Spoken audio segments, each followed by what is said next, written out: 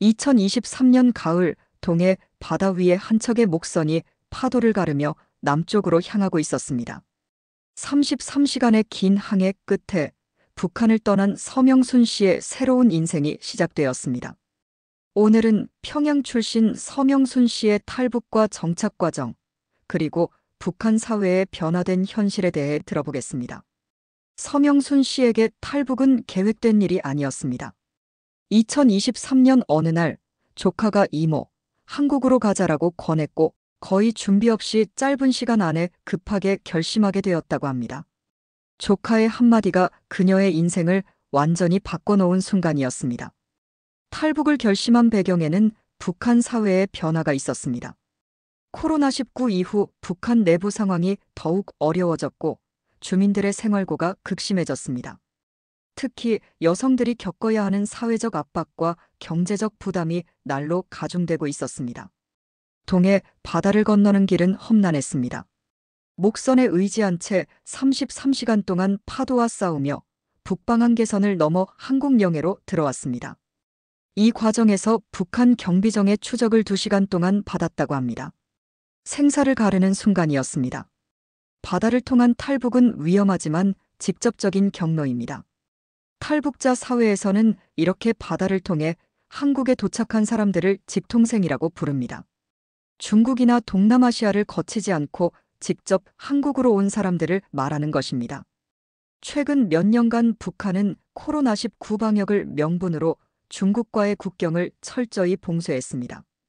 북중 국경 전역에 2중, 3중의 철조망을 설치하고 감시초소를 대폭 늘렸습니다.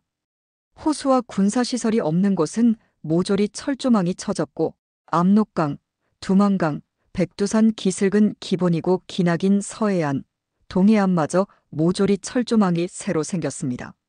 철조망 사이에도 완충지대를 설정하여 강의 접근조차 힘들게 되었습니다. 국경경비대 또한 뇌물을 받고 사람을 넘겨주는 것이 발각될 시 총사령에 처해집니다.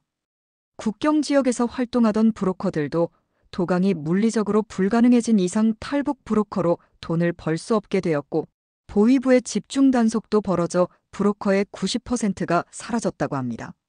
이로 인해 전통적인 탈북 경로였던 중국을 통한 탈북이 사실상 불가능해졌고 서명순 씨처럼 바다를 통한 직접 탈북을 시도하는 사례가 늘어났습니다.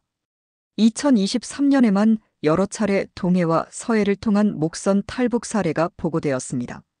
통일부 통계에 따르면 2023년 한국에 입국한 탈북민은 196명이었고 2024년에는 236명으로 20% 증가했습니다.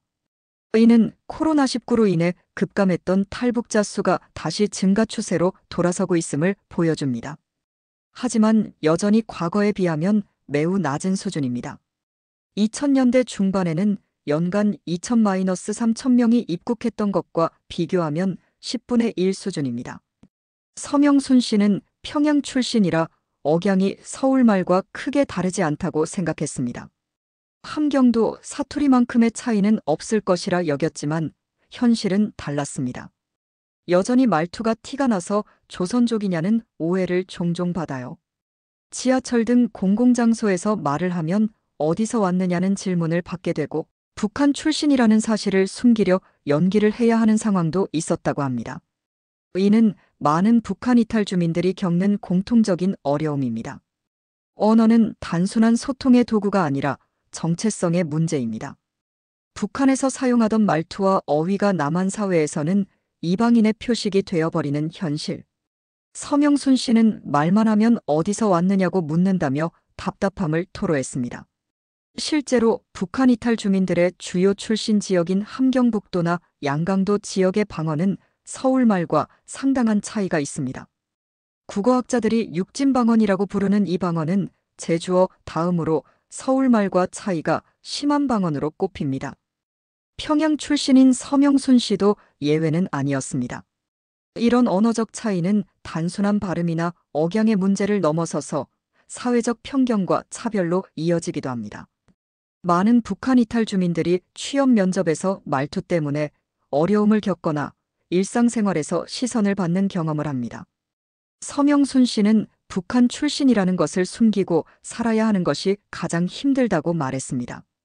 자신의 과거를 감추고 새로운 정체성을 만들어가야 하는 이중고에 시달리는 것입니다. 이들은 남한 사회에 적응하기 위해 말투를 고치고 때로는 자신의 출신을 숨기며 살아가야 하는 현실에 직면합니다. 하지만 점차 한국 사회도 북한 이탈 주민들에 대한 이해가 높아지고 있습니다. 다양한 방송 프로그램과 교육을 통해 북한 이탈 주민들의 어려움을 이해하려는 노력이 늘어나고 있고 언어 차이를 개성으로 받아들이려는 인식도 확산되고 있습니다. 서명순 씨가 북한에 있을 때 경험한 충격적인 변화 중 하나는 바로 이혼에 대한 새로운 법이었습니다. 북한 당국이 만든 이 법은 이혼하면 1년 교도소 처벌을 받는다는 내용이었습니다. 왜 이런 법이 만들어졌을까요? 북한 사회에서 여성들은 가정을 유지하며 먹고 살고 돈을 벌고 남편을 뒷바라지하고 자식 교육까지 책임져야 하는 현실에 큰 부담을 느끼고 있었습니다. 특히 경제적 어려움이 가중되면서 남편이 경제적 역할을 제대로 하지 못하는 경우가 늘어났고 이로 인해 이혼을 원하는 여성들이 많아졌습니다. 코로나19 팬데믹이 시작되면서 전국이 봉쇄되고 대부분의 가정이 생계를 유지하기가 매우 어려워졌습니다. 열악한 경제 상황은 많은 결혼 생활의 파탄으로 이어졌습니다. 2020년 이후 이혼이 급격히 증가했다고 현지 주민들은 증언하고 있습니다. 북한 당국은 이런 사회적 현상을 반사회주의 행위로 규정했습니다. 기존에는 이혼을 신청한 당사자만 단련대에서 6개월의 처벌을 받았지만 새로운 법에서는 이혼한 부부 모두가 1년 교도소 처벌을 받도록 형량이 크게 늘어났습니다. 자유아시아 방송의 2023년 보도에 따르면 북한에서는 이혼을 하면 배우자와 함께 1-6개월 동안 노동수용소에 보내져 죄를 속죄해야 한다고 합니다. 특히 여성들이 남성보다 더 가혹한 형을 받는다고 증언되고 있습니다. 한 평안남도 주민은 군 노동단련대에는 여성 80여 명과 남성 40여 명이 수감돼 있다며 이혼 판결로 인해 수감된 남녀는 약 30명이며 여성들의 형량이 더 길다고 증언했습니다. 이혼한 사람들은 30대가 가장 많고 40대가 그 뒤를 잇고 있으며 이혼의 일반적인 이유는 경제적 어려움으로 인한 부부 갈등과 남편의 아내에 대한 폭력이라고 합니다. 서명순 씨 동생도 이 법의 피해자가 되었다고 합니다. 너무 억울하고 불공평한 제도라고 증언했습니다. 가정폭력을 당해도 이혼하면 오히려 처벌받는 상황이 된 것입니다. 결국 이 법의 목적은 사회적 혼란 방지와 인구 통제, 즉 힘들어도 무조건 살라는 강제였습니다. 북한은 주민들을 핵심, 동요, 적대 계층으로 구분하는 성분 제도를 바탕으로 고용과 거주, 교육에서 정치적으로 결정된 차별을 정당화하고 있는데 이혼 금지법도 이런 사회 통제의 일환으로 볼 수 있습니다. 이런 상황에서 여성들의 절망감은 더욱 커졌습니다. 가정에서의 이중고, 경제적 부담, 그리고 이혼조차 허용되지 않는 현실. 이것이 서명순 씨와 같은 많은 여성들이 위험을 무릅쓰고 탈북을 시도하는 이유 중 하나가 되고 있습니다. 북한 주민들도 대한민국이 경제적으로 발전한 선진국이라는 인식은 이미 가지고 있었습니다. 그 근거가 된 것이 바로 개성공단을 통해 들어온 한국 제품들이었습니다. 개성공단은 2004년부터 본격 운영되기 시작했습니다. 이 공단은 단순한 산업단지가 아니라 북한 주민들에게 한국의 발전된 문명을 보여주는 창구 역할을 했습니다. 북한 근로자들은 월급을 달러로 직접 받지 못했지만 특별 상품 공급권을 받아 개성 시내의 특별 상품 상점에서 원하는 상품을 제약 없이 구입할 수 있었습니다. 이 특별 상품 상점은 북한의 일반 상점과는 비교할 수 없을 정도로 잘 갖춰진 곳이었습니다. 북한 중앙당국에서 관리하는 이 상점은 농산품, 가공식료품, 생활용품, 피복류, 사치품, 전자제품, 가구류, 수입제품 등이 고루 갖춰진 일종의 중소형 마트였습니다. 개성에는 12개의 공단 노동자 전용 상점이 있었고 이들은 시장 가격의 최고 5% 수준인 국정가격으로 물품을 살 수 있었습니다. 북한에서는 상상할 수 없는 다양한 의약품이 들어왔습니다. 비타민 종류는 북한에서는 귀한 영양 보충제였습니다. 북한에서는 영양실조와 각종 질병이 만연했는데 한국산 비타민은 그야말로 신비의 약으로 여겨졌습니다. 후시딘 연고는 상처 치료용으로 큰 인기를 끌었습니다. 북한에서는 상처가 나도 제대로 된 치료약이 없어 자연 치유에 의존하는 경우가 많았는데 후시딘 같은 항생제 연고는 빠른 치료 효과를 보여 놀라움을 자아냈습니다. 이런 의약품들은 북한에서는 구하기 어려운 귀중한 물건이었고 때로는 뇌물로도 사용되었습니다. 믹서기, 전기밥솥, 특히 쿠쿠밥솥, 빵 굽는 오븐 등이 평양 중산층 이상의 가정에서 구매되고 사용되었습니다. 북한은 전기가 부족하지만 당시에는 정해진 시간대인 새벽과 저녁에 전기를 공급했기 때문에 그 시간에 맞춰 사용할 수 있었습니다. 전기밥솥 하나가 북한 주민들에게는 혁명적인 변화였습니다. 북한에서는 나무나 석탄으로 불을 피워 밥을 짓는 것이 일반적이었는데 전기밥솥은 스위치만 누르면 자동으로 밥이 완성되는 마법 같은 기계였습니다. 쿠쿠밥솥은 특히 인기가 높았는데 밥맛이 뛰어날 뿐만 아니라 보온 기능까지 있어 북한 주민들을 놀라게 했습니다. 믹서기도 마찬가지였습니다. 과일이나 채소를 갈아서 주스를 만드는 것 자체가 북한에서는 상상하기 어려운 일이었습니다. 영양이 부족한 상황에서 과일 주스는 그야말로 사치품 중의 사치품이었습니다.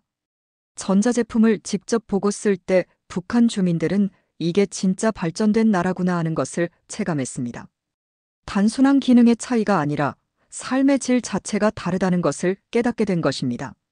이런 전자제품들은 개성공단 근로자들의 자랑거리가 되었고 친척이나 지인들에게 자랑할 수 있는 소중한 재산이 되었습니다. 가장 큰 충격은 라면, 특히 컵라면이었습니다. 육개장 컵라면은 물만 부으면 바로 먹을 수 있다는 점에서 북한 주민들에게 엄청난 충격을 주었습니다. 북한에서는 끼니를 때우기도 어려운 상황에서 이렇게 간편하게 맛있는 음식을 먹을 수 있다는 것 자체가 기적처럼 느껴졌습니다.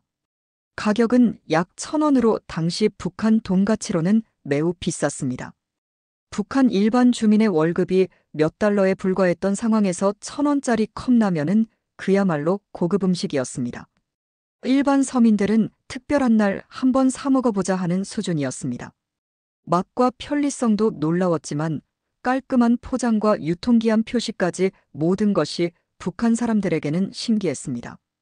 북한에서는 유통기한이라는 개념 자체가 생소했고 포장도 이렇게 정교하고 위생적으로 할 수 있다는 것을 몰랐습니다. 컵라면의 컵 자체도 재사용할 수 있어서 귀중한 용기로 여겨졌습니다. 닭고기와 오리고기 가공품도 놀라움의 대상이었습니다.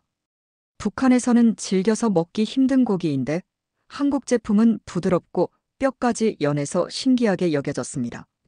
특히 어린이들이 뼈째 먹을 수 있을 정도로 부드럽게 가공된 것을 보고 한국의 식품 가공 기술에 놀랐습니다. 통조림류 역시 쉽게 먹을 수 있는 가공식품이 신세계로 받아들여졌습니다. 북한에서는 보존식품이라고 해봐야 염장이나 건조 정도였는데 깡통에 들어있으면서도 맛있고 오래 보관할 수 있는 통조림은 혁신적인 발명품으로 여겨졌습니다. 금치솔이라는 한국산 칫솔은 금 성분이 들어있다는 홍보 문구로 북한에서 큰 인기를 끌었습니다. 실제로는 금이 들어있지 않았지만 그 브랜드명과 품질이 뛰어나 북한에서는 최고급 칫솔로 인식되었습니다. 매우 비싸서 뇌물이나 선물용으로도 쓰였을 정도였습니다. 북한에서는 칫솔도 제대로 구하기 어려운 상황이었습니다. 있어도 품질이 떨어져 몇 번 쓰면 털이 빠지거나 손잡이가 부러지는 경우가 많았습니다. 그런 상황에서 금칫솔은 그야말로 명품이었습니다. 금칫솔 하나를 가지고 있다는 것만으로도 주변 사람들의 부러움을 샀습니다. 행주, 걸레, 세제 등 한국산 생활용품은 깔끔하고 내구성이 좋아 북한 주부들에게 선망의 대상이 되었습니다. 한국 행주를 쓴다는 것만으로 자랑거리가 될 정도였습니다. 북한에서는 걸레를 해질 때까지 쓰거나 비닐천을 잘라 걸레로 썼던 것과는 천지차이였습니다. 북한의 행주는 대부분 헝겊을 재활용해서 만든 것이거나 오래 써서 거칠고 흡수력이 떨어지는 것들이었습니다. 반면 한국산 행주는 부드럽고 흡수력이 뛰어날 뿐만 아니라 쉽게 말랐습니다. 이런 차이는 일상생활의 편리함에서 큰 격차를 보여주는 것이었습니다. 세제도 마찬가지였습니다. 북한에서는 비누로 설거지를 하거나 질이 떨어지는 세제를 사용했는데 한국산 세제는 거품도 잘 나고 기름때도 잘 빠져서 북한 주부들에게는 신기한 경험이었습니다. 향기도 좋아서 설거지를 하면서도 기분이 좋아진다는 증언이 많았습니다. 한국산 샴푸는 세정력과 향 때문에 최고급품으로 인식되었습니다. 북한에서는 머리를 감을 때도 비누를 사용하는 경우가 많았는데 샴푸로 머리를 감으면 머리카락이 부드러워지고 좋은 향이 오래 지속되어 북한 여성들에게는 꿈의 제품이었습니다. 단순한 청결함을 넘어서 향기로운 머리카락이라는 개념 자체가 새로웠습니다. 개성공단 내 편의점에서 가장 인기 있던 상품을 보면 북한 근로자들의 취향을 알 수 있습니다. 진로 참이슬 200ml 팩 제품이 1위였는데 이는 개성공단 내에 술을 마실 수 있는 주점이 없기 때문에 간편하게 사서 마실 수 있는 팩소주 제품이 인기를 끈 것으로 분석됩니다. 롯데제과 스크류바, 빙그레 요맘때 딸기, 쌕쌕돼지바 등 아이스크림이 상위권을 차지했습니다. 북한에서는 아이스크림 자체를 맛보기 어려운 상황에서 이런 고급 아이스크림은 그야말로 별미였습니다. 오리온 초코파이도 6위에 올랐는데 이는 북한 근로자들이 가장 좋아하는 간식 중 하나였습니다. 우유나 건강음료가 많이 판매되는 국내와 달리 콜라, 사이다, 환타 등 탄산음료가 10위권 안에 든 것도 특징이었습니다. 북한에서는 이런 탄산음료를 맛보기 어려워서 새로운 경험이었고 시원하고 달콤한 맛이 큰 인기를 끌었습니다. 이런 기호식품들은 북한 근로자들이 좋아하는 인기 상품이었지만 동시에 남한 관리자들이 북한 근로자들을 위해 회식용이나 간식거리로 사가는 경우가 대부분이었습니다. 이는 남북한 사람들이 함께 일하면서 생겨나는 소소한 교감의 모습이었습니다.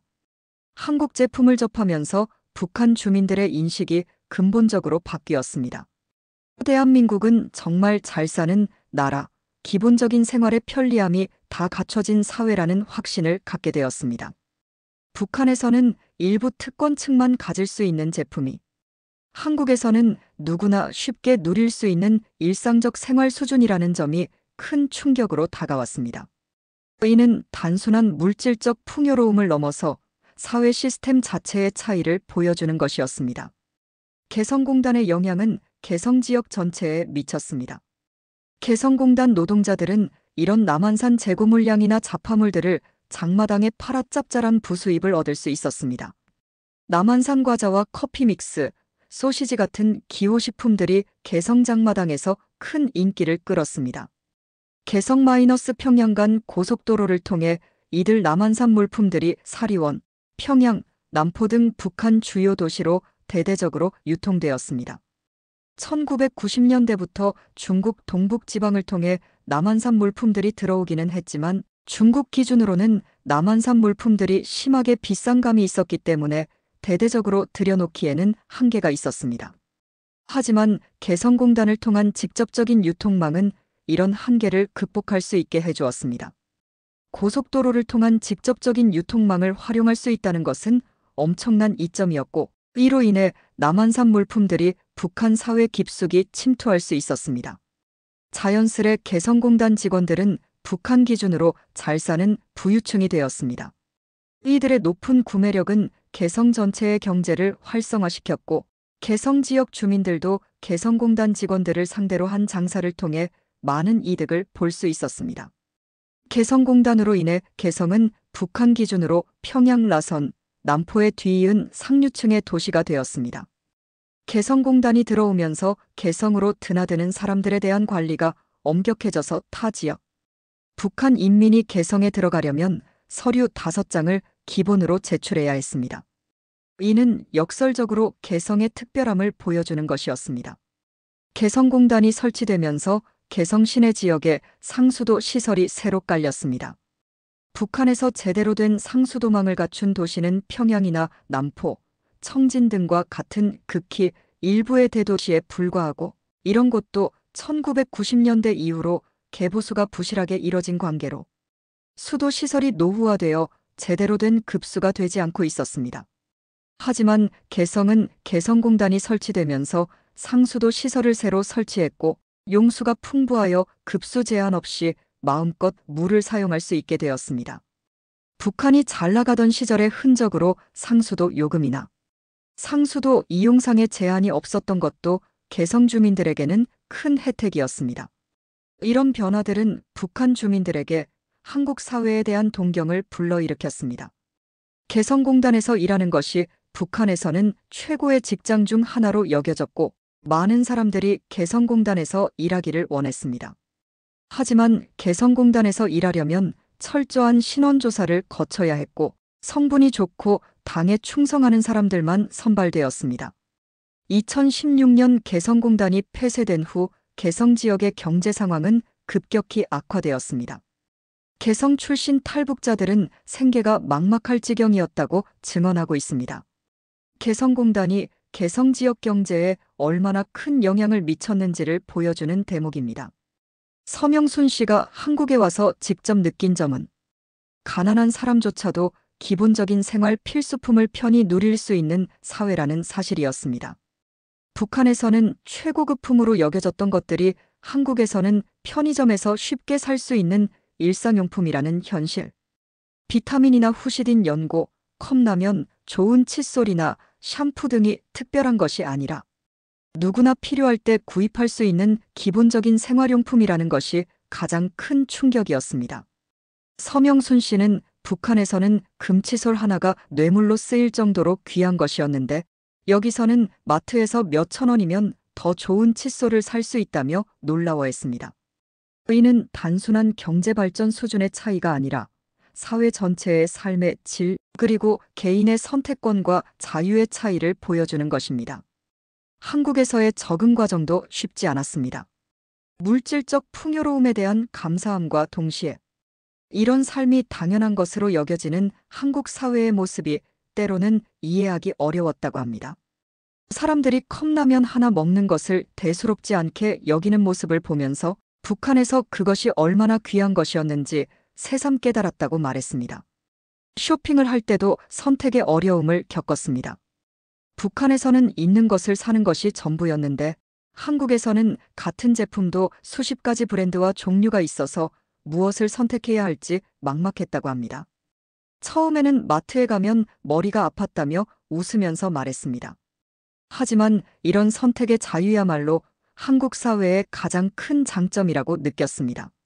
내가 원하는 것을 선택할 수 있다는 것, 그것만으로도 행복하다고 말했습니다. 하나원에서의 교육과정도 큰 도움이 되었습니다. 한국 사회의 시스템과 문화를 배우면서 점차 적응할 수 있었고 같은 경험을 한 다른 북한 이탈 주민들과의 교류를 통해 정서적 안정감을 찾을 수 있었습니다. 취업 과정에서는 언어적 차이 외에도 업무 방식의 차이를 경험했습니다. 북한에서는 위에서 시키는 대로 하는 것이 일반적이었는데 한국에서는 창의성과 자율성이 요구되는 경우가 많아 초기에는 적응이 어려웠다고 합니다. 하지만 점차 이런 업무 방식에 익숙해지면서 오히려 일에 대한 만족감이 높아졌다고 말했습니다. 탈북 후 1년이 넘는 시간이 지나면서 서명순 씨는 한국 사회에 많이 적응했습니다. 처음에는 모든 것이 낯설고 어려웠지만 이제는 한국 생활이 자연스러워졌다고 합니다. 가장 큰 변화는 두려움이 없어진 것이라고 말했습니다. 북한에서는 항상 감시받는다는 느낌, 잘못 말하면 처벌받을 수 있다는 두려움이 있었는데 한국에서는 그런 걱정 없이 자유롭게 생각하고 말할 수 있다는 것이 가장 큰 변화라고 했습니다. 경제적으로도 안정을 찾아가고 있습니다. 정부에서 지원하는 정착금과 주거 지원을 바탕으로 생활 기반을 마련했고 현재는 작은 사업을 시작할 계획을 세우고 있습니다. 북한에서는 상상할 수 없었던 일들을 할 수 있게 되었다며 미래에 대한 희망을 나타냈습니다. 하지만 여전히 그리운 것들도 있습니다. 북한에 남겨둔 가족들에 대한 걱정과 그리움은 여전히 큰 부담입니다. 언젠가는 가족들과 함께 살 수 있는 날이 오기를 바란다며 통일에 대한 간절함을 드러냈습니다. 서명순 씨는 현재 다른 북한 이탈 주민들을 돕는 일에도 참여하고 있습니다. 자신이 겪었던 어려움을 바탕으로 새로운 탈북민들에게 조언을 해주고 때로는 통역을 도와주기도 합니다. 나도 처음에는 많은 도움을 받았으니 이제는 내가 도울 차례라며 사회 참여에 대한 의지를 보였습니다. 서명순 씨의 이야기는 개인의 탈북 경험을 넘어서 북한 사회의 변화와 남북한의 현실적 차이를 보여주는 증언입니다. 2023년 한 척의 목선을 타고 33시간을 항해해 새로운 삶을 시작한 서명순 씨. 그의 이야기를 통해 우리는 분단의 현실과 통일의 의미, 그리고 자유의 소중함을 다시 한번 생각해 볼 수 있습니다. 북한에서는 이혼조차 국가가 통제하고 일상적인 생활용품도 특권층만이 누릴 수 있는 현실. 여성들은 가정을 돌보고 경제활동을 하면서도 사회적 차별을 감수해야 하는 이중고를 겪고 있습니다. 반면 한국에서는 가난한 사람도 기본적인 생활 필수품을 편히 누릴 수 있고 무엇보다 자신의 삶을 스스로 선택할 수 있는 자유가 있습니다. 이런 차이는 단순한 경제 발전의 차이가 아니라 체제의 차이, 자유의 차이를 보여줍니다. 개성공단을 통해 들어온 한국 제품들이 북한 주민들에게 준 충격은 물질적, 풍요로움에 대한 동경만이 아니라 자유로운 사회에 대한 갈망이었습니다. 컵라면 하나, 전기밥솥 하나가 북한 주민들에게는 문명의 상징이었고 한국 사회의 발전된 모습을 보여주는 창구였습니다.